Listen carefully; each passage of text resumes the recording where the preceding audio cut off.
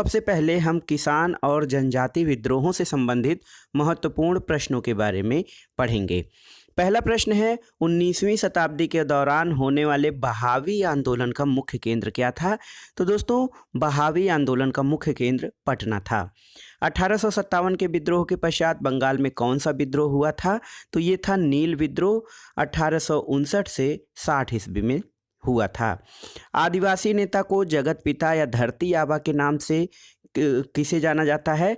तो दोस्तों, बिरसा मुंडा को जगत पिता या धरती आबा के नाम से जाना जाता है। बिरसा मुंडा एक आदिवासी नेता थे। दोस्तों, संथाल विद्रोह 1855-56 ईस्वी का नेतृत्व सिद्धू और कान्हू ने किया था और इस विद्रोह को हूल विद्रोह के नाम से भी जाना जाता है। तो याद रखिएगा, संथाल विद्रोह, इसका नेतृत्व सिद्धू और कान्हू ने किया था और इसे हूल विद्रोह के नाम से भी जाना जाता है। बंकिम चंद्र चटर्जी वंदे मातरम गीत के रचयिता हैं। सन्यासी विद्रोह का उल्लेख बंकिम चंद्र चटर्जी के किस उपन्यास में किया गया है? तो ये है आनंद मठ। आनंद मठ नामक कृति में बंकिम चंद्र चटर्जी द्वारा लिखित है आनंद मठ। इसमें सन्यासी विद्रोह का उल्लेख किया गया है।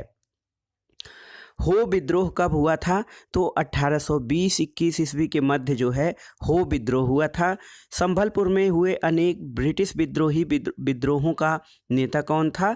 तो दोस्तों, बहुत ही महत्वपूर्ण है, संभलपुर में अनेक ब्रिटिश विद्रोहों का नेता सुंदर साई थे। महाराष्ट्र में रामोसी कृषक जत्था की स्थापना वासुदेव बलवंत फड़के द्वारा किया गया था। तो इम्पॉर्टेंट है, वासुदेव बलवंत फड़के द्वारा महाराष्ट्र में रामोसी कृषक जत्था की स्थापना की गई थी। कूका आंदोलन एक महत्वपूर्ण ब्रिटिश विरोधी आंदोलन था 1840 से 72 के बीच। इसको संगठित करने का कार्य किसने किया था? तो गुरु राम सिंह ने कूका आंदोलन को संगठित किया था। उलगुलान विद्रोह किससे संबंधित है? तो ये बिरसा मुंडा से संबंधित है। उलगुलान विद्रोह। बिरसा मुंडा किस राज्य से संबंधित थे? तो झारखंड से। और नील कृषकों की दुर्दशा पर रचित नाटक नील दर्पण के लेखक कौन थे? तो दोस्तों, नील कृषकों की दुर्दशा पर रचित नाटक नील दर्पण के रचयिता दीनबंधु मित्र थे। पागलपंथी विद्रोह का मुख्यतः किस क्षेत्र में प्रयोग हुआ था? तो दोस्तों, शेरपुर से गारो पहाड़ियों तक पागलपंथी विद्रोह का क्षेत्र था। फरायजी विद्रोह का नेता कौन था? दादू मियाँ फरायजी विद्रोह के नेता थे।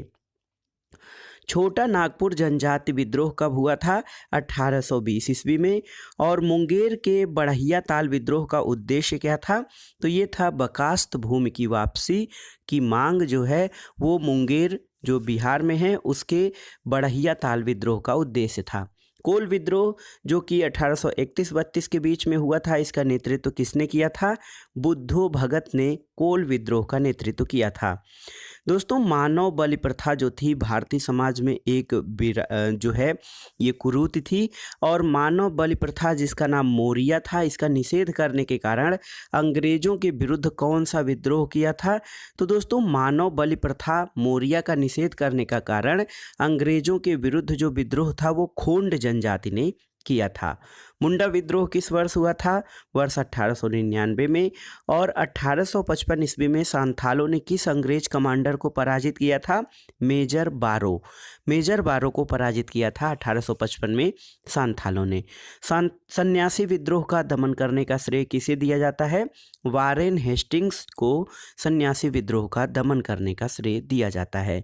यहाँ पर देखिए प्रमुख जनजाति विद्रोह और उनके नेतृत्वकर्ता और किस वर्ष में वो विद्रोह प्रारंभ हुआ था और उससे प्रभावित क्षेत्र कौन से थे, इसके बारे में आइए जानते हैं।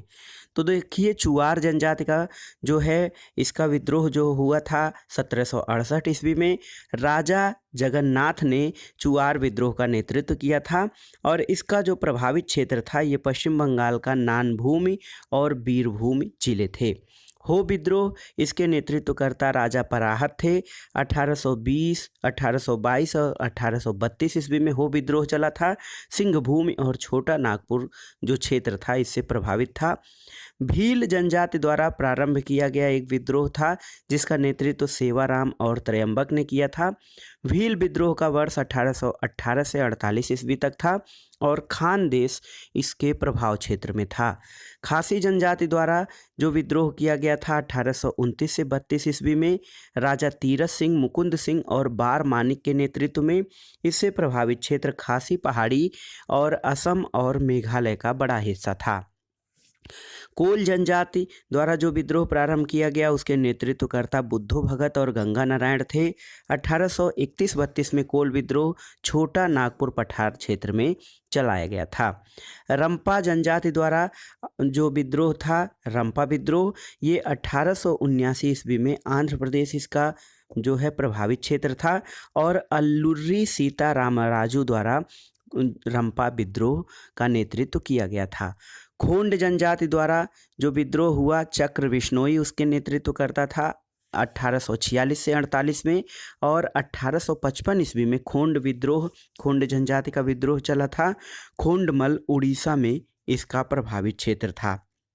संथाल विद्रोह बहुत ही महत्वपूर्ण है, याद रखिएगा। संथाल विद्रोह 1855-56 ईस्वी में चला था सिद्धू और कान्हू के नेतृत्व में।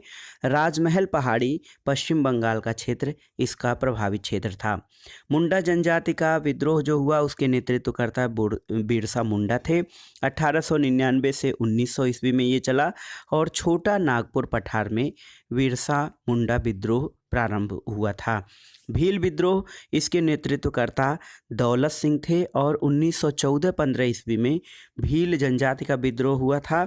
बांसवाड़ा और डूंगरपुर जो कि दक्षिणी राजस्थान के ज़िले हैं ये इसके प्रभावित क्षेत्र थे। पावना विद्रोह दोस्तों बहुत ही महत्वपूर्ण है, 1873 से 76 ईस्वी के बीच चला था। इसके प्रमुख नेता यानी पावना विद्रोह के प्रमुख नेता ईशान चंद्र राय, शंभुनाथ पाल और केशव चंद्र राय थे। बेलू थम्पी ने अंग्रेजों के विरुद्ध आंदोलन का नेतृत्व कहाँ किया था? केरल में। भीलों द्वारा मध्य प्रदेश और महाराष्ट्र में अंग्रेजों के विरुद्ध क्रांति प्रारंभ की गई थी। तो याद रखिएगा, भीलों द्वारा मध्य प्रदेश और महाराष्ट्र में अंग्रेजों के विरुद्ध क्रांति प्रारंभ की गई थी। गडकरी विद्रोह का जो केंद्र था वो कहाँ था? ये कोल्हापुर में था। जनजाति लोगों के लिए आदिवासी शब्द का प्रयोग सबसे पहले किसने किया था? दोस्तों ठक्कर बापा, जिन्हें कि आदिवासियों का मसीहा भी कहा जाता है, इन्होंने जनजाति लोगों के लिए सबसे पहले आदिवासी शब्द का प्रयोग किया था। खैरवार आदिवासी आंदोलन किस वर्ष प्रारंभ हुआ था? 1874 ईस्वी में खैरवार आदिवासी आंदोलन हुआ था। मोपला विद्रोह कहाँ हुआ था?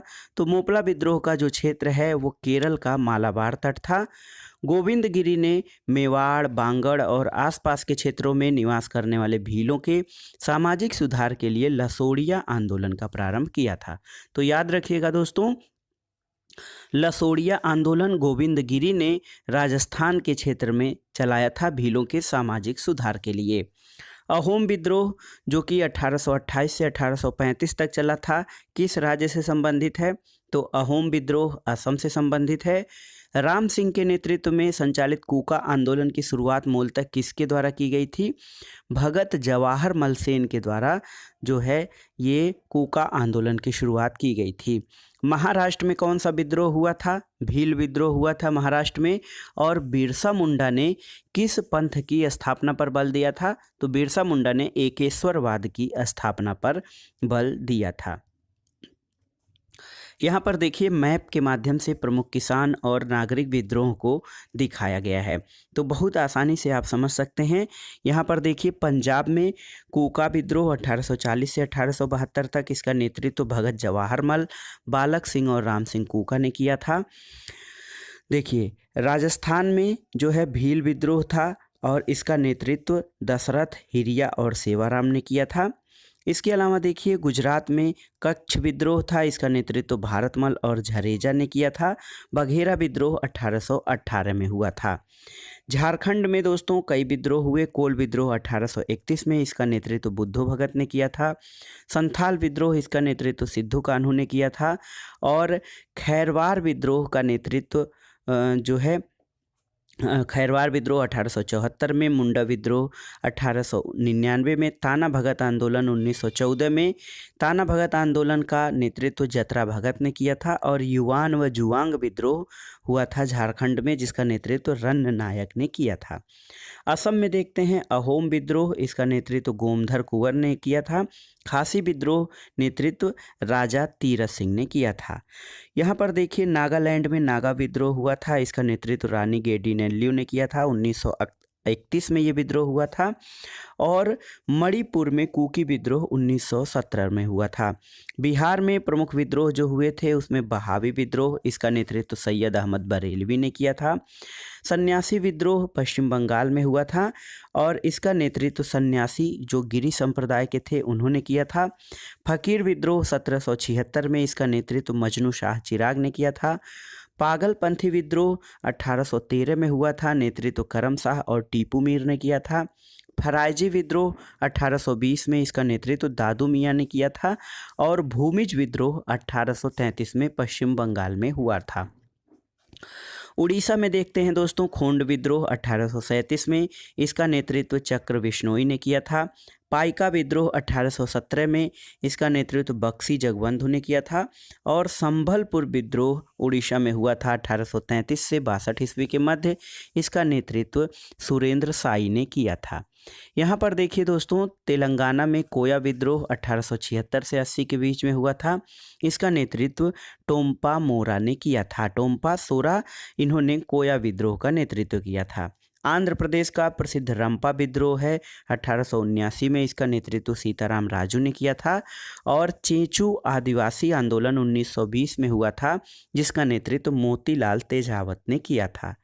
महाराष्ट्र में दोस्तों जो महत्वपूर्ण विद्रोह हैं, गडकरी विद्रोह 1844 में, नेतृत्व बाबाजी अहिरेकर ने किया था। और गडकरी कौन थे? तो दोस्तों गडकरी जो थे वो मराठा किले के संरक्षक होते थे। पश्चिमी घाट पर रामोसी विद्रोह 1822 में, इसका नेतृत्व चित्तर सिंह वासुदेव और बलवंत फड़के ने किया था। और देखिए कर्नाटक में किट्टूर विद्रोह हुआ था 1824 से 29 के मध्य, इसका नेतृत्व चेन्नम्मा और रयप्पा ने किया था। तथा केरल में देखिए पालीगरों का विद्रोह 1801 ईस्वी में हुआ था, कट्टा यामान ने इसका नेतृत्व किया था। इसके अलावा गंजाम विद्रोह जो 1800 से 1805 ईस्वी के बीच हुआ था केरल में, इसका नेतृत्व श्रीकर भंज ने किया था। तो इस चार्ट के माध्यम से मैप के द्वारा आप समझ सकते हैं कि जो किसान और अन्य प्रकार के आदिवासी विद्रोह थे वो भारत के किन क्षेत्रों में थे और उनका समय काल क्या था, उनके नेतृत्वकर्ता कौन थे। दोस्तों गोगी नेगी रंगा बायकुलू, गोगी नेनी रंगा बायकुलू भारतीय स्वतंत्रता सेनानी, सांसद नेता तथा भारतीय किसान आंदोलन के पिता माने जाते हैं। याद रखिएगा GR बायकुलू। अब आइए देखते हैं विभिन्न किसान आंदोलन एक दृष्टि में। मोपला विद्रोह प्रथम चरण 1836 से 1854 के बीच में ये मालाबार क्षेत्र में प्रभावित हुआ था और KN हाजी इसके नेतृत्वकर्ता थे। इसका कारण था कि अंग्रेजों द्वारा नई राजस्व व्यवस्था लागू करना। नील विद्रोह 1859-60 में चला था। बंगाल में दिगंबर विश्वास और विष्णु विश्वास इसके नेतृत्वकर्ता थे। यूरोपीय लोगों द्वारा किसानों से बलपूर्वक नील की खेती करवाना इसका कारण था। पावना किसान विद्रोह 1873 से 76 ईस्वी में बंगाल में चला था और इसका नेतृत्व ईशान चंद्र राय, शंभुनाथ पाल और केशव चंद्र राय द्वारा किया गया था। और पावना विद्रोह का कारण था कि अधिक लगान और 1859 के अधिनियम के अंतर्गत मिली काश्तकारों की जमीन पर कब्जे के विरुद्ध षड्यंत्र और बेदखली। दक्कन विद्रोह 1874-75 ईस्वी में चला था। महाराष्ट्र के पूना, अहमदनगर, सोलापुर और सतारा जिले इससे प्रभावित थे।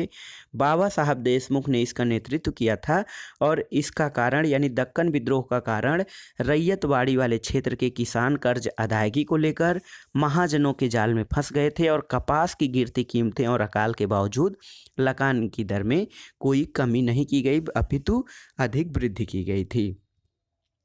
चंपारण सत्याग्रह 1917 ईस्वी में हुआ था। चंपारण, रामनगर, मोतिहारी, बेतिया और मधुबनी जिले इसके प्रभावित थे। महात्मा गांधी ने इसका नेतृत्व किया था और ये जो चंपारण विद्रोह था तिनकठिया प्रणाली के विरोध में किया गया था। खेड़ा सत्याग्रह 1918 ईस्वी में खेड़ा गुजरात में चलाया गया था।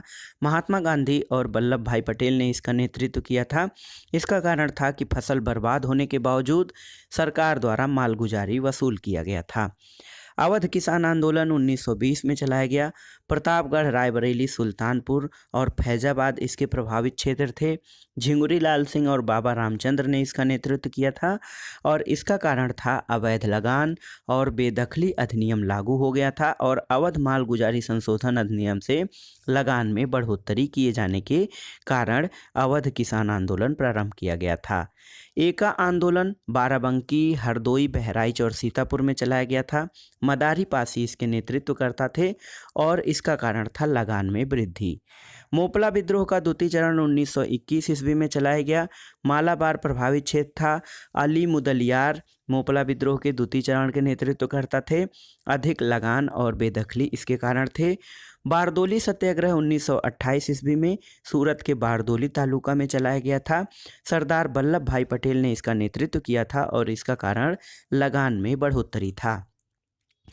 पंजाब में किसान आंदोलन 1930 से 40 के मध्य चलाया गया। जालंधर, अमृतसर, होशियारपुर, लैलापुरा, शेखुपुरा इससे संबंधित क्षेत्र थे और पंजाब में जो किसान आंदोलन चलाया गया था उसके नेतृत्वकर्ता सोहन सिंह भाकना, ज्वाला सिंह, तेज सिंह, मास्टर हरि सिंह आदि थे।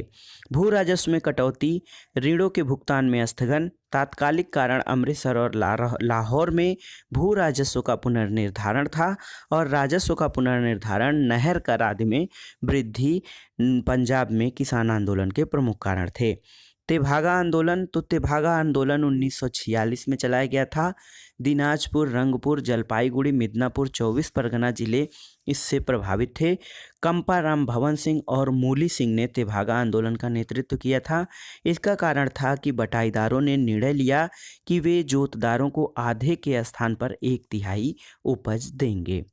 तेलंगाना आंदोलन 1946 से 51 के मध्य चलाया गया था। तेलंगाना में इसका सामूहिक नेतृत्व किया गया था लोगों द्वारा और निजाम, जमींदारों, साहूकारों और व्यापारियों के विरुद्ध संघर्ष इसका प्रमुख कारण था। दोस्तों, एक बहुत ही महत्वपूर्ण प्रश्न है, भारत की स्वतंत्रता के पश्चात चलाए गए भूदान आंदोलन का नेतृत्व किसने किया था? तो स्वतंत्रता के बाद चलाए गए भूदान आंदोलन का नेतृत्व विनोबा भावे ने किया था। अब आइए देखते हैं भारत में शिक्षा के विकास से संबंधित महत्वपूर्ण प्रश्न। व्यक्तिगत प्रयासों से सर्वप्रथम कलकत्ता में शिक्षा हेतु मदरसा की स्थापना किसके द्वारा की गई थी? वारेन हेस्टिंग्स के द्वारा।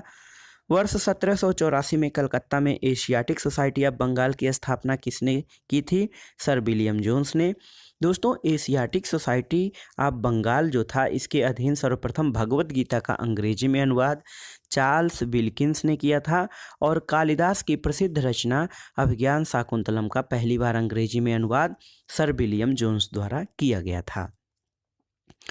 अगला प्रश्न है, वाराणसी में प्रथम संस्कृत महाविद्यालय की स्थापना किसने की?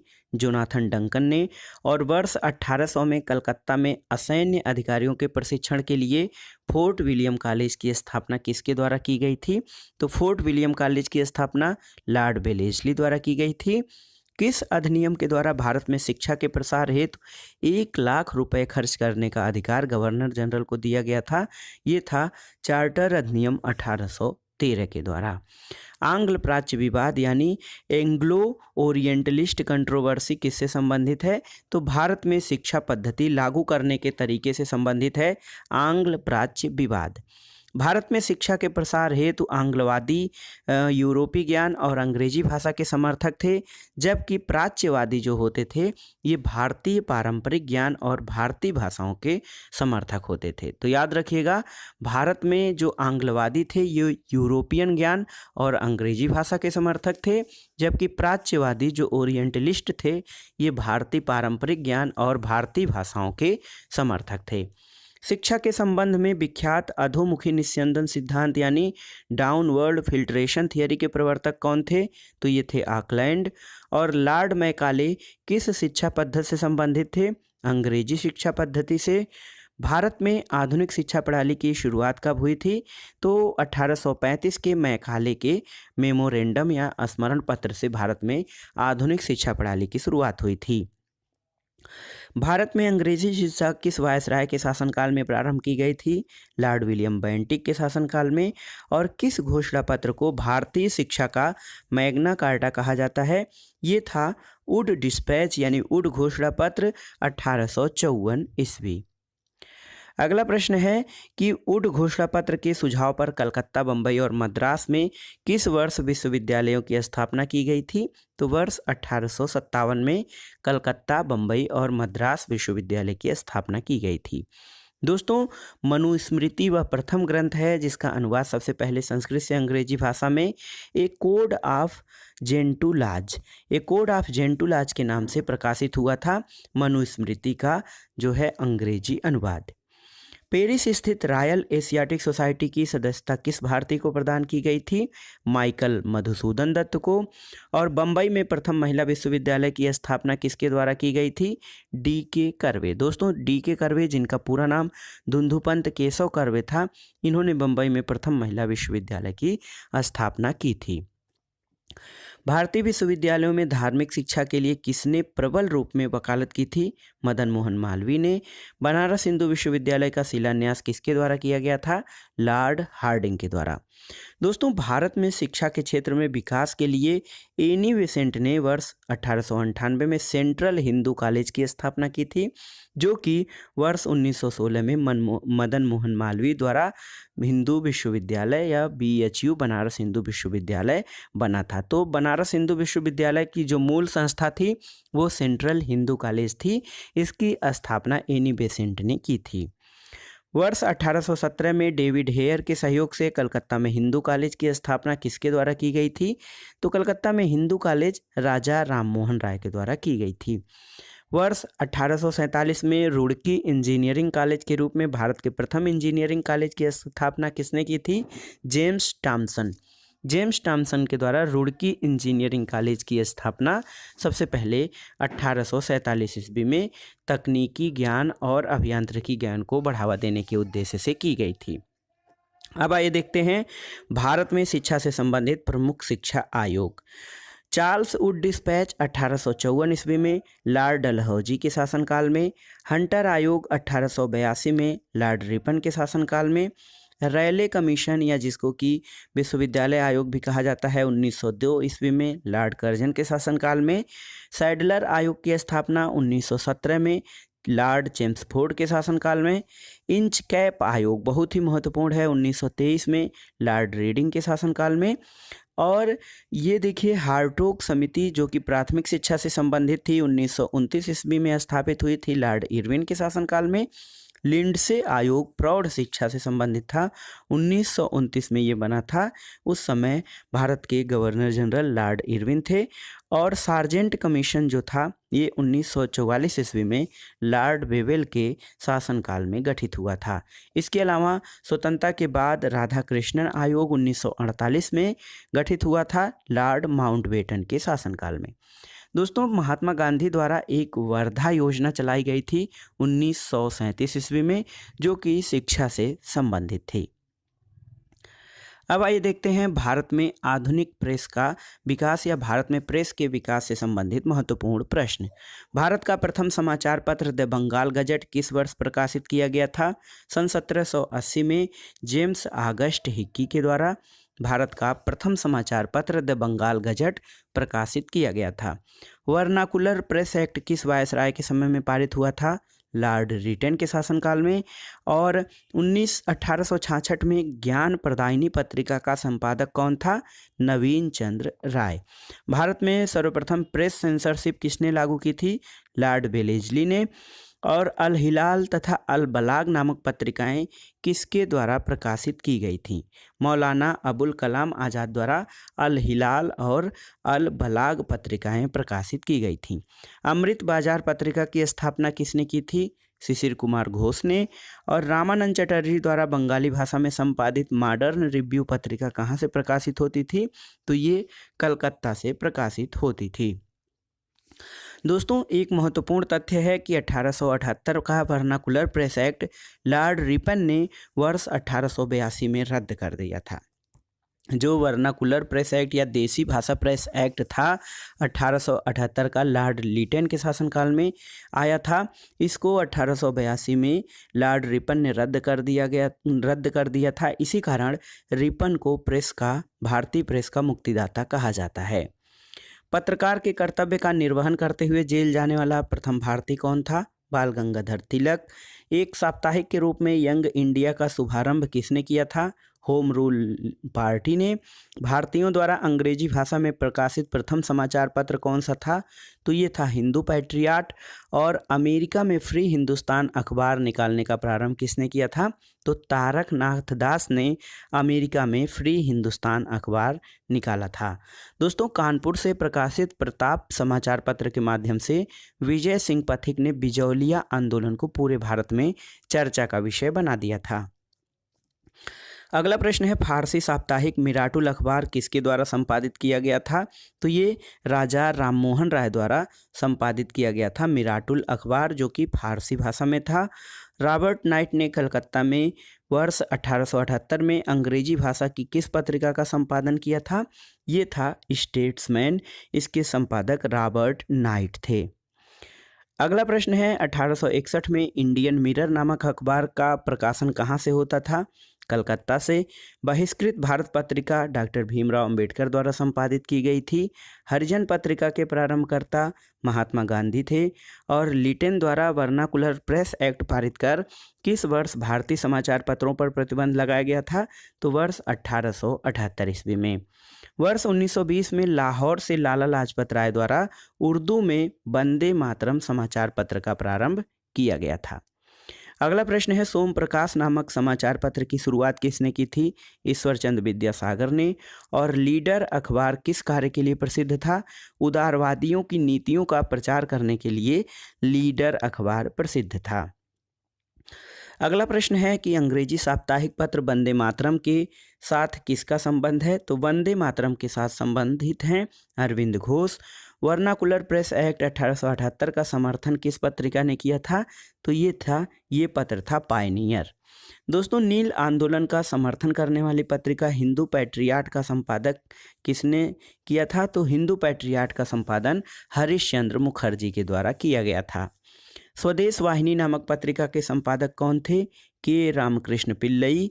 और अंग्रेजी समाचार पत्र इंडिपेंडेंट किसके द्वारा प्रारंभ किया गया था? ये मोतीलाल नेहरू द्वारा प्रारंभ किया गया था।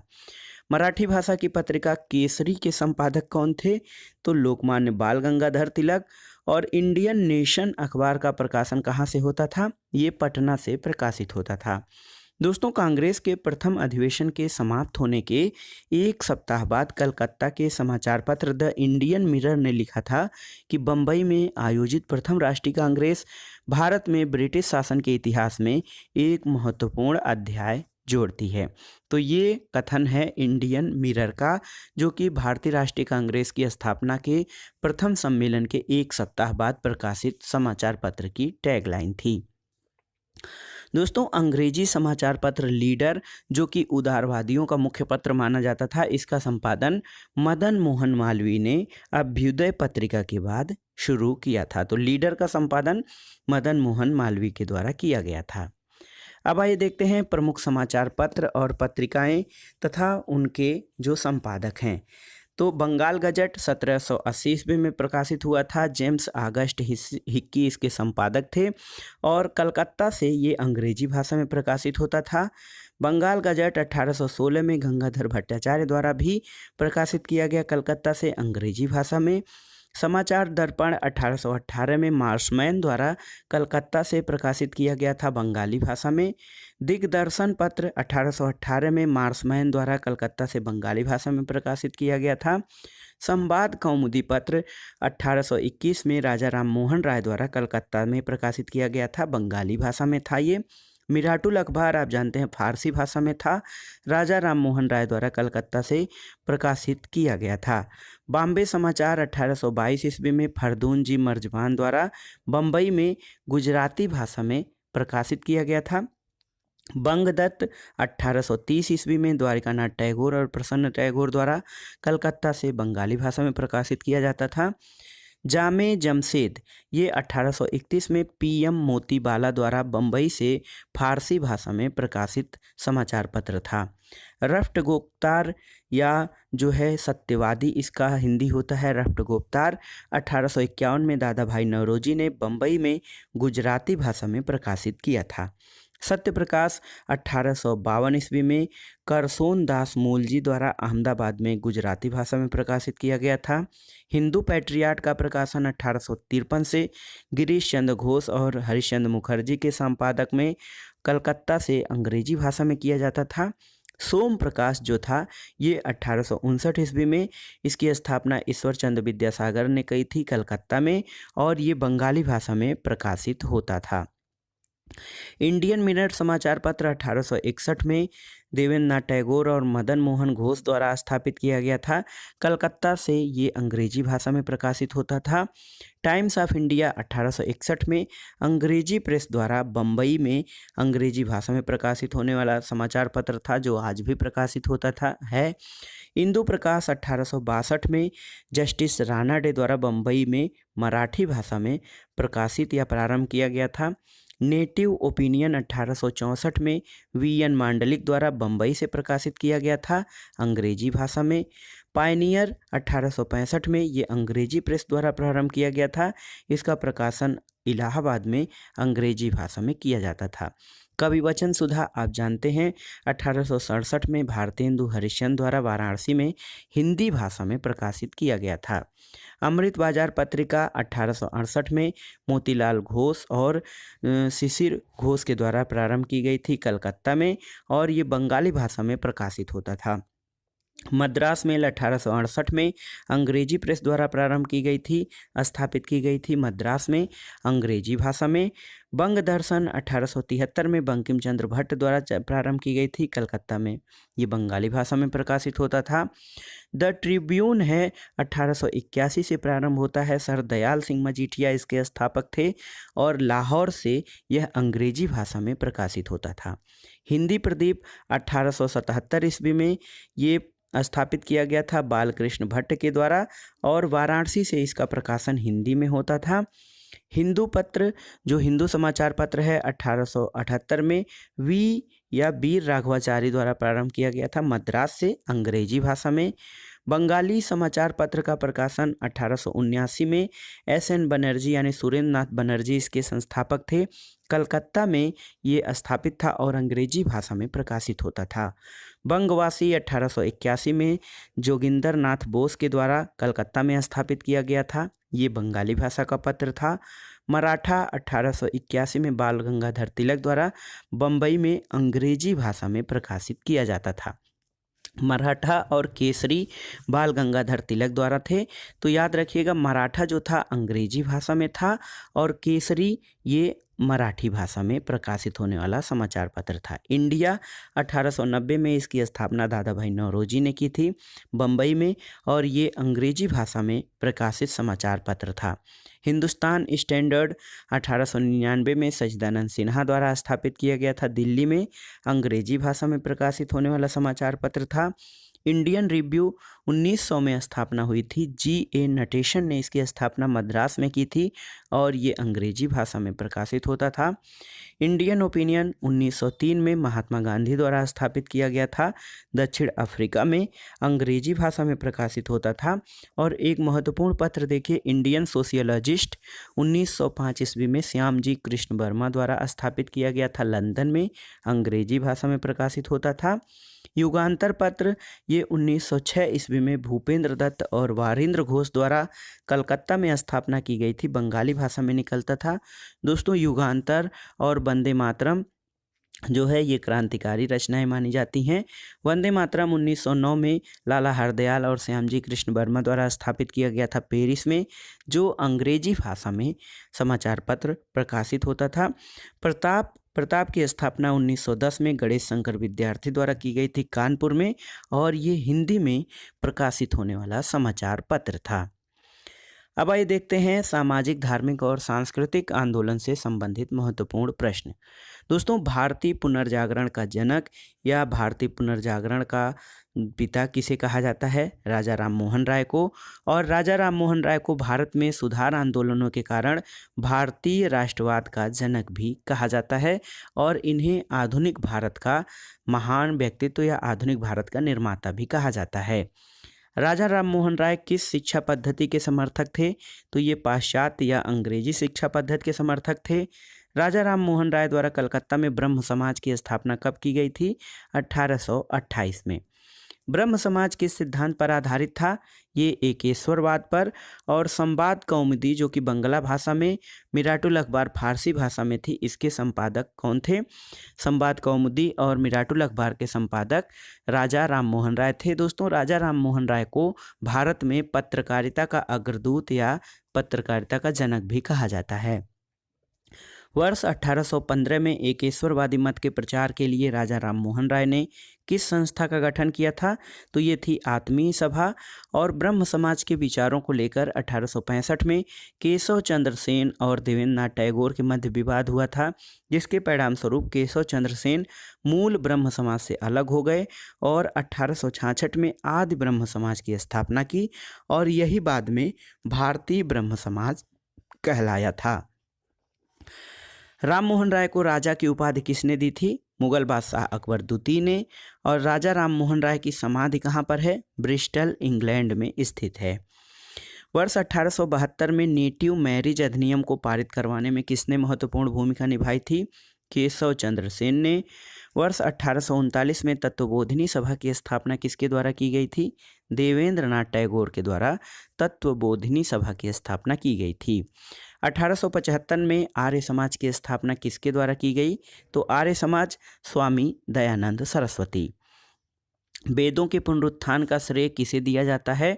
तो वेदों के पुनरुत्थान का श्रेय स्वामी दयानंद सरस्वती को दिया जाता है। उन्होंने वेदों की ओर लौटो यानी बैक टू द वेदास का नारा दिया था। स्वामी दयानंद सरस्वती द्वारा सत्यार्थ प्रकाश पुस्तक किस भाषा में लिखी गई थी? तो ये संस्कृत भाषा में लिखी गई थी, सत्यार्थ प्रकाश। अगला प्रश्न है दोस्तों कि किस समाज सुधारक को भारत का मार्टिन लूथर किंग कहा जाता है? दयानंद सरस्वती को। और वह व्यक्ति जिसने सर्वप्रथम स्वराज शब्द का प्रयोग किया था, ये थे स्वामी दयानंद सरस्वती।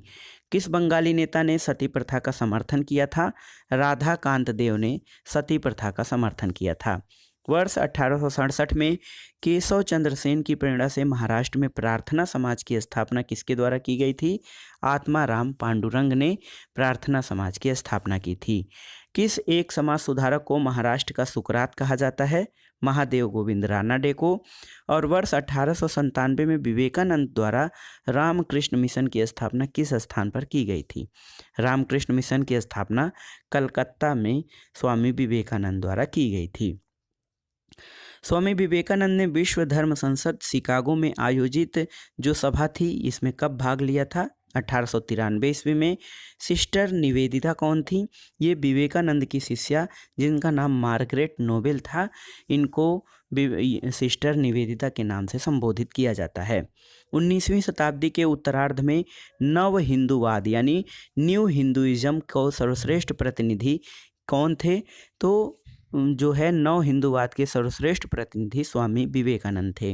न्यूयॉर्क में थियोसॉफिकल सोसाइटी की स्थापना कब की गई थी? 1875 ईस्वी में। और भारत में थियोसॉफिकल सोसाइटी का मुख्यालय कहाँ पर खोला गया था? अड्यार, मद्रास में। थियोसॉफिकल सोसाइटी भारत में किसके प्रयत्नों से प्रारंभ हुआ था? एनी बेसेंट के। और ये देखिए, यंग बंगाल आंदोलन के प्रवर्तक कौन थे? Henry Vivian Derozio young Bengal आंदोलन के प्रवर्तक थे। विधवा पुनर्विवाह को कानूनी रूप से वैध करवाने में किसकी भूमिका थी? ईश्वरचंद विद्यासागर की। और वर्ष 1851 में नौरोजी फरदोन जी, दादा भाई नौरोजी, SN बंगाली और RK कामा के सहयोग से रहनुमाई माजदायसान सभा गठित की गई थी तथा इस सभा के संदेश को पारसी समाज तक पहुंचाने के उद्देश्य से एक पत्रिका राष्ट्रगोप्तार प्रारंभ की गई थी। अगला प्रश्न है, दलित जातियों के कल्याण के लिए ज्योतिबा फूले ने वर्ष 1873 में किस संस्था की स्थापना की थी? तो ये था सत्यशोधक समाज। दोस्तों, स्वतंत्रता के बाद मौलाना आज़ाद भारत के पहले शिक्षा मंत्री बने थे और इन्होंने विश्वविद्यालय अनुदान आयोग की स्थापना की थी। ब्राह्मणों की सर्वोच्चता को चुनौती देने के लिए आत्मसम्मान आंदोलन किसके द्वारा चलाया गया था? वी रामास्वामी नायकर, इनका नाम पेरियार भी है, इनके द्वारा आत्मसम्मान आंदोलन चलाया गया था। राधा स्वामी सत्संग के संस्थापक कौन थे? शिवदयाल साहब। गुलामगिरी पुस्तक के लेखक कौन है? Jyotiba Phule. Servant of India society की स्थापना किसने की थी? तो दोस्तों, सर्वेंट ऑफ इंडिया सोसाइटी या भारत सेवक समाज की स्थापना गोपाल कृष्ण गोखले द्वारा किया गया था। यहाँ पर देखिए, हिंदू धार्मिक सामाजिक आंदोलन और जो संस्थाएं हैं उनके संस्थापक, स्थापना और उनका स्थल दिया गया है तथा इसका उद्देश्य क्या था। तो ध्यान से देखिएगा, आत्मीय सभा की स्थापना राजा राम मोहन राय द्वारा 1815 ईस्वी में कलकत्ता में की गई थी और हिंदू धर्म की बुराइयों पर आक्रमण और एकेश्वरवाद का प्रचार प्रसार इसका उद्देश्य था। ब्रह्म समाज राजा राम मोहन राय द्वारा 1828 में कलकत्ता में स्थापित किया गया था। एकेश्वरवाद का प्रचार इसका उद्देश्य था। इसका नाम पहले ब्रह्म सभा था। धर्म सभा की स्थापना राधाकांत देव ने 1829 ईस्वी में कलकत्ता में की थी और यह ब्रह्म समाज के विरोध में इसकी स्थापना की गई थी। तत्वबोधिनी सभा, इसके संस्थापक देवेंद्र नाथ टैगोर थे। 1839 में इसकी स्थापना कलकत्ता में हुई थी और इसका उद्देश्य राजा राम मोहन राय के विचारों का प्रचार प्रसार करना था। परमहंस मंडली दादोबा पांडुरंग इसके संस्थापक थे। 1849 में इसकी स्थापना बम्बई में की गई थी और इसका उद्देश्य जाति प्रथा के बंधनों को समाप्त करना था। भारतीय ब्रह्म समाज की स्थापना केशव चंद्र सेन द्वारा 1866 ईस्वी में कलकत्ता में की गई थी और ब्रह्म समाज से अलग होकर केशव चंद्र सेन ने इसकी नई शाखा स्थापित की थी। प्रार्थना सभा आत्माराम पांडुरंग ने 1867 में बम्बई में इसकी स्थापना की थी और इसका उद्देश्य हिंदू धर्म के विचारों और प्रचलित मान्यताओं में सुधार करना था। आर्य समाज की स्थापना दयानंद सरस्वती ने 1875 में बम्बई में की थी। हिंदू धर्म में सुधार और हिंदू धर्म परिवर्तन को रोकना इसका उद्देश्य था। थियोसोफिकल सोसाइटी मैडम HP ब्लैटवस्की और हेनरी अल्काट द्वारा 1875 में न्यूयॉर्क में इसकी स्थापना की गई थी और इसका मुख्य उद्देश्य प्राचीन हिंदू धर्म और दर्शन का प्रचार तथा विश्व बंधुत्व की भावना को बढ़ाना था। साधारण ब्रह्म समाज, इसकी स्थापना शिवनाथ शास्त्री और आनंद मोहन बोस द्वारा 1878 ईस्वी में कलकत्ता में की गई थी। ब्रह्म समाज का ये दूसरा विभाजन था और समाज की व्यवस्था और समाज सुधार के प्रश्न पर केशव चंद्र सेन के युवा अनुयायियों के एक वर्ग ने उन्हें छोड़ दिया था। Indian national social conference MG Rana day द्वारा 1887 में इसकी स्थापना बम्बई में की गई थी और भारतीय समाज में प्रचलित बुराइयों को दूर करके सोशल कॉन्फ्रेंस करना तथा महिला कल्याण करना इसका उद्देश्य था। रामकृष्ण मिशन, तो दोस्तों रामकृष्ण मिशन की स्थापना स्वामी विवेकानंद द्वारा 1897 में बेलूर में की गई थी। इसका उद्देश्य मानवतावादी और सामाजिक कार्य करना था। भारत सेवक समाज या सर्वेंट ऑफ इंडिया सोसाइटी की स्थापना गोपाल कृष्ण गोखले द्वारा 1905 में बम्बई में की गई थी। मातृभूमि की सेवा के लिए भारतीयों को विभिन्न क्षेत्रों में शिक्षित करना इसका उद्देश्य था। पूना सेवा सदन की स्थापना रमाबाई राणा डे द्वारा 1909 ईस्वी में पूना में की गई थी। महिला कल्याण को बढ़ावा देना और उनका उत्थान करना। Social service league NM Joshi द्वारा 1911 में इसकी स्थापना बम्बई में की गई थी और सामान्य नागरिकों के लिए जीवन में बेहतर कार्य करने का अवसर प्रदान करना इसका उद्देश्य था। वीमेंस इंडियन, इसकी स्थापना 1923 में मद्रास में की गई थी और ये संस्था महिलाओं के कल्याण के लिए गठित की गई थी। रहनुमाई मजदा स्नान सभा, ये दादा भाई नौरोजी फरदून जी और HS बंगाली द्वारा प्रारंभ की गई थी बम्बई में 1851 में और इसका उद्देश्य पारसी और जरथुष्ट धर्म सुधार तथा सभी पारसी महिलाओं में आधुनिक चेतना का प्रचार प्रसार करना था। दोस्तों, महाराजा खेतड़ी के सुझाव पर स्वामी विवेकानंद ने नरेंद्र नाथ दत्त से अपना नाम परिवर्तित करके स्वामी विवेकानंद कर दिया था। अगला प्रश्न है, सिख धर्म में सुधार के लिए नामधारी आंदोलन किसने प्रारंभ किया था? गुरु राम सिंह कूका द्वारा। महाराष्ट्र के किस सुधारक को लोक हितवादी कहा जाता है? गोपाल हरि देशमुख को। और 1910 इलाहाबाद में भारत की स्त्री महामंडल की स्थापना किसके द्वारा की गई थी? सरला देवी चौधरानी ने भारत स्त्री महामंडल की स्थापना 1910 में इलाहाबाद में की थी। महिलाओं के उत्थान के लिए आर्य महिला समाज की स्थापना किसके द्वारा की गई थी? पंडित रमाबाई सरस्वती द्वारा। हाली पद्धति किससे संबंधित है? हाली पद्धति बंधुआ मजदूरी से संबंधित है। और बहुजन समाज के संस्थापक कौन थे? मुकुंद राय पाटिल बहुजन समाज के संस्थापक थे। दोस्तों, पश्चिम भारत के प्रमुख समाज सुधारक D.K. कर्वे ने किस क्षेत्र में योगदान दिया? तो महिला शिक्षा और विधवा पुनर्विवाह के क्षेत्र में D.K. कर्वे का महत्वपूर्ण योगदान है।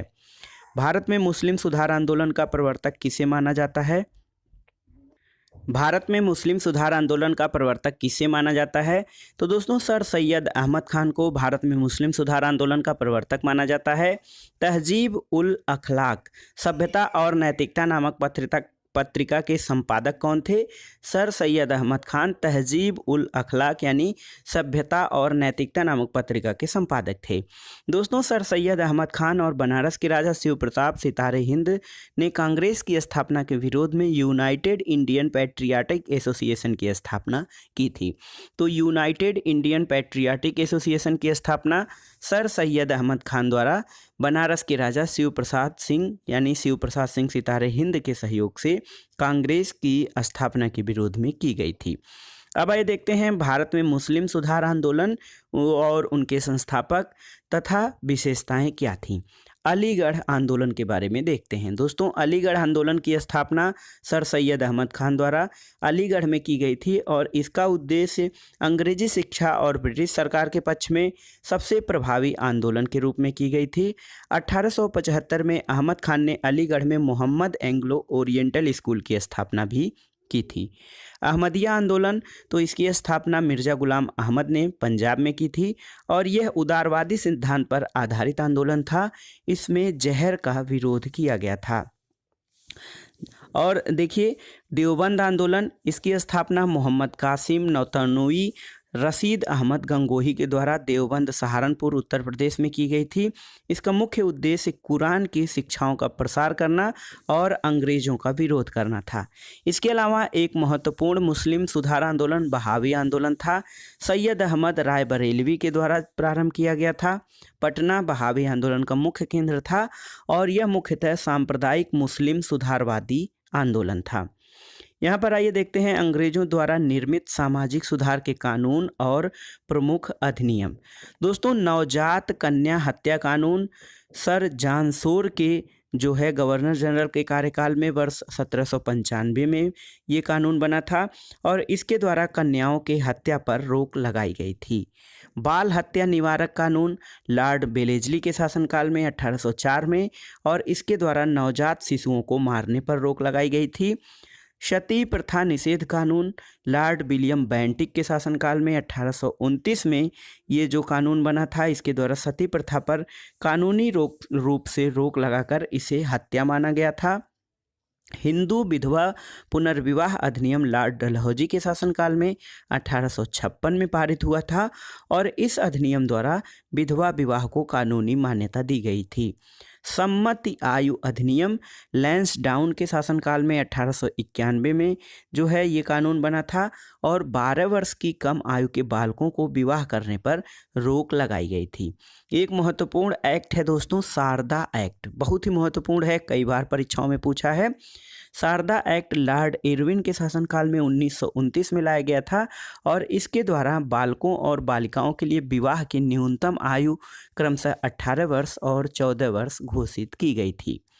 हिंदू महिला संपत्ति अधिनियम लॉर्ड ऑकलैंड के शासनकाल में 1937 में पारित हुआ था और इसमें हिंदू महिलाओं को संपत्ति का अधिकार प्रदान किया गया था। और देखिए, दास प्रथा प्रतिबंध लॉर्ड एलेनबरो के शासनकाल में 1943 में ये कानून आया था और 1833 के चार्टर अधिनियम द्वारा दास प्रथा को प्रतिबंधित कर दिया गया था।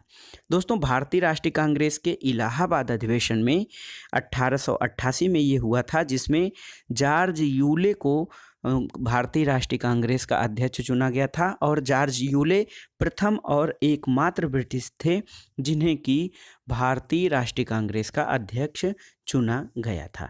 तो ये था आज का वीडियो एनसीईआरटी सार संग्रह के अंतर्गत आधुनिक भारत के इतिहास का भाग 2, जिसमें आपने किसान और जनजाति विद्रोह, ब्रिटिश भारत में शिक्षा, आधुनिक भारत में प्रेस और पत्रकारिता तथा अनेक प्रकार के जो भारत में सामाजिक, धार्मिक और सांस्कृतिक सुधार आंदोलन प्रारंभ किए गए थे, उनसे संबंधित प्रश्नों को देखा आपने। आगे इसका हम अगला भाग बहुत जल्द ही प्रस्तुत करेंगे। वीडियो आपको कैसा लगा हमें कमेंट बॉक्स में ज़रूर बताइएगा। वीडियो को लाइक करें, शेयर करें और इस